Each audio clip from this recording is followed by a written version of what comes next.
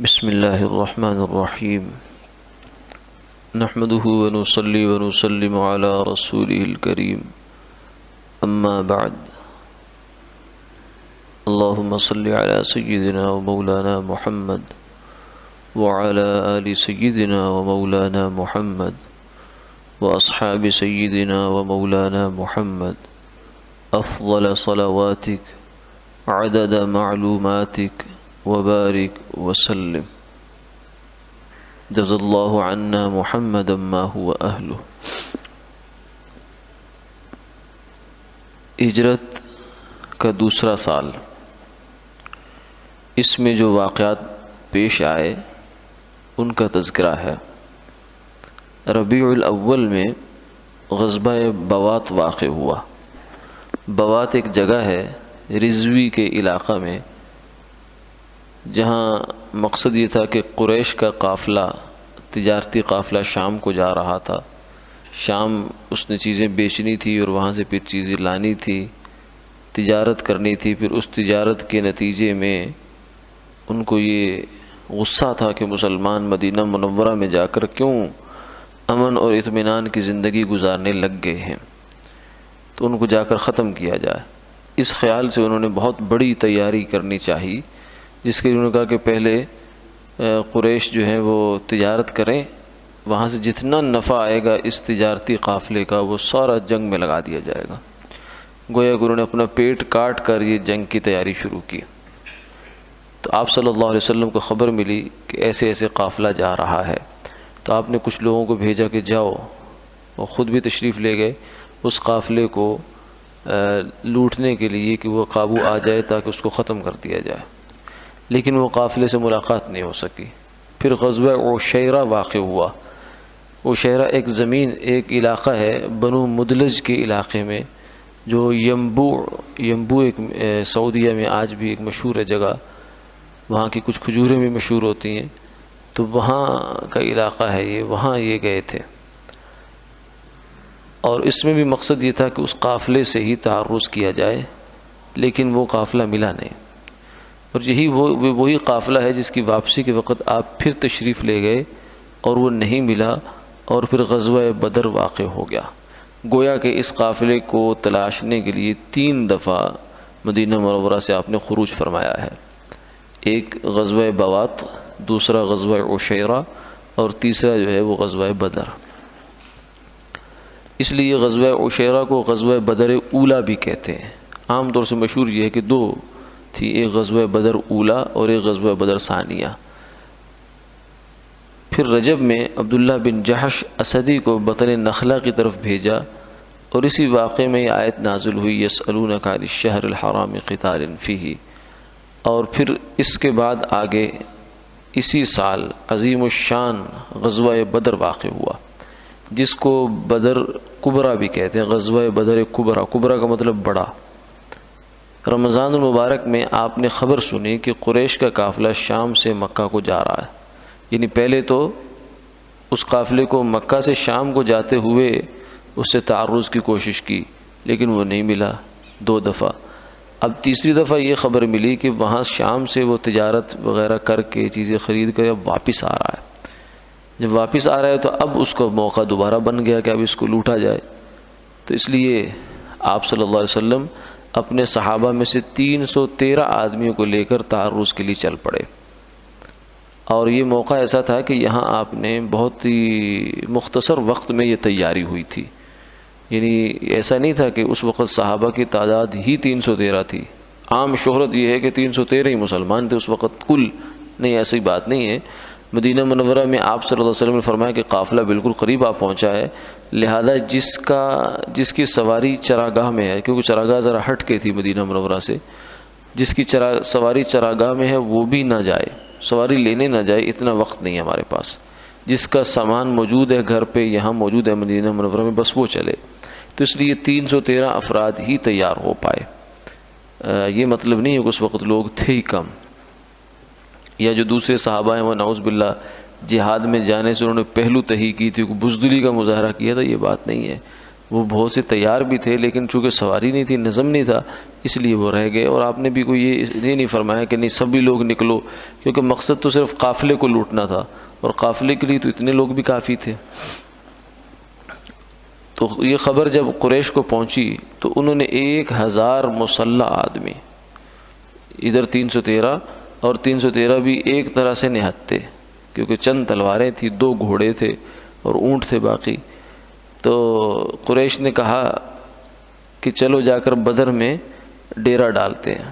اب وہ قافلہ جو تھا سیدنا ابو سفیان کا، وہ دوسری جانب نکل گیا.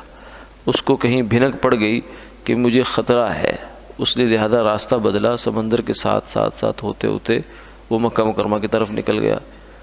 اور جب ان کو پتہ چلا کہ مشرکین مکہ کو ایک ہمارا قافلہ نکل گیا صحیح سالم، تو انہوں نے کہا کہ چلو بدر میں جاتے ہیں، جا کر جشن مناتے ہیں. قافلہ تو ہمارا نکل آیا، لیکن اب ہم جشن منائیں گے اور عرب میں ہماری دھاک بیٹھ جائے گی کہ دیکھو قریش جو ہے وہ یہاں تک آئے ہیں اور انہوں نے اپنے قافلے بھی بچا لیا صحیح سالم، اور اب یہاں جو دن دناتے پھر رہے ہیں. تو یہ ایک طرح سے وہ اپنی فتح کا جھنڈا گاڑنے کے لیے آئے تھے. لیکن آپ صلی اللہ علیہ وسلم سامنے تشریف لے آئے. ان کو یہ ذہن میں خیال بھی نہیں تھا کہ 300 آدمی اور وہ بھی بے سر و سامان ہمارے مقابلے پہ آئیں گے. تو اس لیے ان کا خیال یہ تھا کہ چلو اگر آ بھی گئے ہیں تو مفت کی نیک نامی ہاتھ آئے گی. اللہ تعالیٰ کو اسلام کے عزت دینا مقصود تھا اور کفر کو ذلیل کرنا مقصد تھا، اس لیے جنگ کی نوبت آ گئی، جنگ ہو گئی. اور اہل اسلام کو اللہ تعالیٰ نے جو ہے بہت مدد سے نوازا اور کافروں کو ذلیل فرمایا کہ مسلمان چند 10 کے قریب مسلمان شہید ہوئے اس غزوہ بدر میں، اور 70 کافر بڑے بڑے سرغنے مارے گئے. قریش کے جو بڑے بڑے شریر قسم کے لوگ تھے وہ سارے کے سارے اسی غزوے میں مارے گئے. ابو لہب، ابو جہل، عتبہ، شیبہ اور اس طرح باقی جو ہے وہ بھی سارے اسی میں مارے گئے. سورہ انفال میں یہ قصہ مذکور ہے. اور غزوہ بدر کے اس قصے سے شوال میں فراغت ہو گئی، شوال میں فرصت ہو گئی. پھر 7 روز کے بعد بنو سلیم کا غزوہ کے لیے آپ صلی اللہ علیہ وسلم تشریف لے چلے، مگر لڑائی نہیں ہوئی. پھر بدر کے 2 مہینے کے بعد غزوہ سویق واقع ہوا. غزوہ سویق جو ہوا وہ اس طرح کہ جب کافروں کو بدر میں شکست کھا کر مکہ مکرمہ پہنچے کافر واپس جو لوٹے پٹے ایک طرح سے، تو ابو سفیان جو کہ تازہ دم تھے وہ تو بھی اس قافلے کو لے کر پہنچے تھے، وہ جنگ میں شریک نہیں ہوئے بدر میں. اب ان کو جوش آیا، کہنے لگے کہ میں بھی چلتا ہوں، جا کے ابھی مسلمانوں کو جو ہے نا ہم ان سے بدلہ لیتے ہیں جا کر. تو ابو سفیان 200 سوار لے کر بارادہ جنگ مدینہ کو چلے. مدینہ منورہ کے قریب پہنچے تھے کہ مسلمانوں کو خبر ہو گئی. آپ صلی اللہ علیہ وسلم نے خود مسلمانوں کو لے کر چلے، کفار بھاگ گئے اور بوجھ ہلکا کرنے کے لیے ستو جو کہ زیادہ رہا تھا پھینک گئے. اسی لیے اس غزوہ کا لقب غزوہ سویق ہوا، کیونکہ سویق عربی زبان میں ستو کو کہتے ہیں. یہ واقعہ ذوالحجہ میں ہوا. پھر جو باقی ذوالحجہ کا مہینہ یہ مدینہ منورہ میں سرکار دو عالم صلی اللہ علیہ وسلم نے قیام فرمایا. اس کے بعد نجد کو غطفان سے غزوہ کرنے کے لیے چلے اور سفر کے آخر تک وہاں قیام فرمایا، مگر کوئی لڑائی نہیں ہوئی. اب اس سال میں کچھ احکامات نازل ہوئے، وہ کون کون سے ہیں؟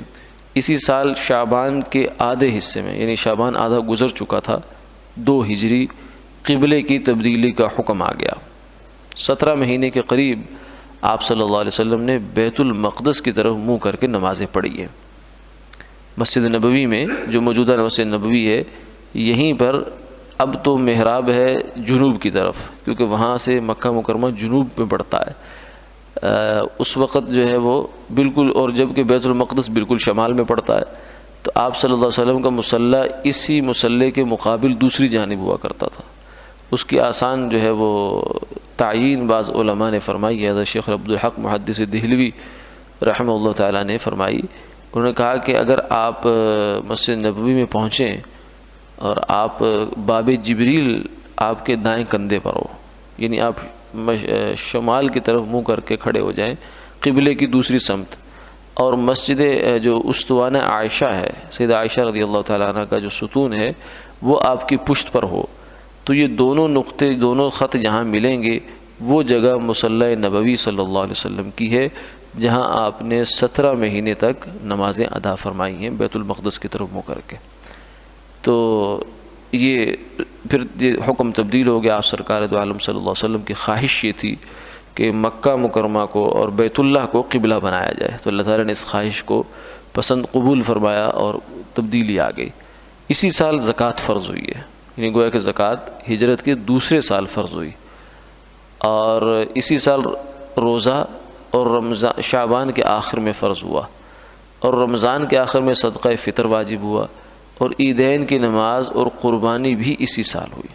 یعنی یہ دوسرا سال ہجرت کا احکامات کے لحاظ سے بڑا گویا کہ یادگار اور تاریخی سال ہے کہ اسی میں زکوٰۃ فرض ہو رہی ہے، اسی میں قبلے کی تبدیلی کا حکم آیا ہے، اور اسی میں جو ہے روزے فرض ہوئے، اسی میں صدقۃ الفطر فرض ہوا اور واجب ہوا، اور اسی میں عیدین کی نماز ہوئی، اور اسی میں قربانی کے جو احکامات ہیں قربانی بھی اسی سال مقرر ہوئی، اور جمعہ اس سے پہلے سال میں فرض ہو گیا تھا۔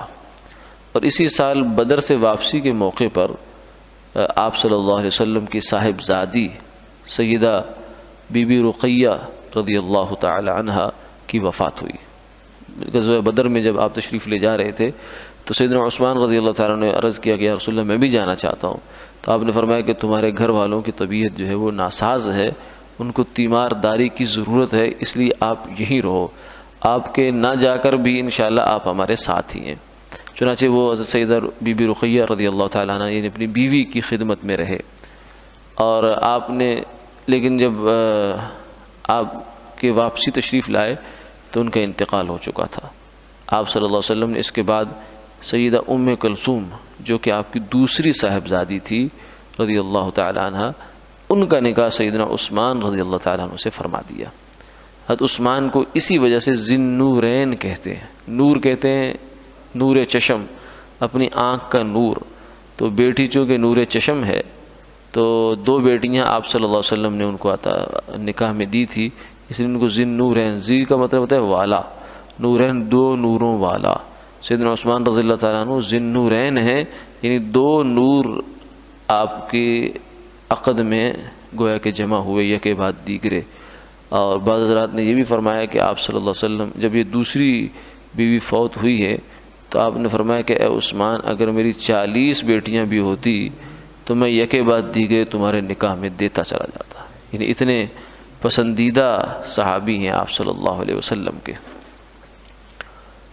حضرت عثمان رضی اللہ تعالیٰ عنہ کسی وجہ سے ذی النورین کہتے ہیں۔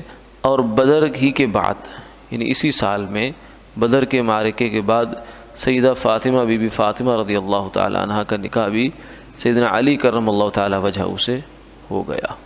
وآخر دعوانا الحمدللہ۔